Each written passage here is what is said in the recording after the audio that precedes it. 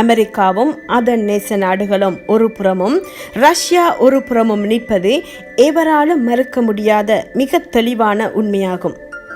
இந்த சூழ்நிலையில் அமெரிக்காவையும் அதன் நேச நாடுகளையும் எதிர்க்கும் மத்திய கிழக்கு நாடுகள் ரஷ்யாவை ஆதரித்து எசேக்கியேல் தீர்க்கதரிசி முன்னறிவித்தபடியே தமக்கு தலைவனாகவும் காவலாளனாகவும் ஏற்படுத்தி கொண்டு தமது நீண்ட நாள் கனவாகிய இஸ்ரவேல் தேசத்தை ஆக்கிரமிக்கும் பெரும் யுத்தத்தை ஆரம்பிக்க அதிக வாய்ப்பு காணப்படுகிறது.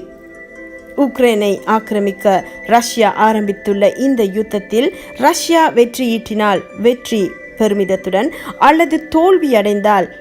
அந்த அவமானத்துடன் எசேக்கியேல் 38:11 கூறுகிறபடி தன் இருதயத்தில் யோசனைகள் எழும்ப பொல்லாத நினைவை நினைத்து இஸ்ரவேலுக்கு விரோதமாக பல நாடுகளுடன் இணைந்து பெருந்திரளான சேனையாக வரும் என்பதில்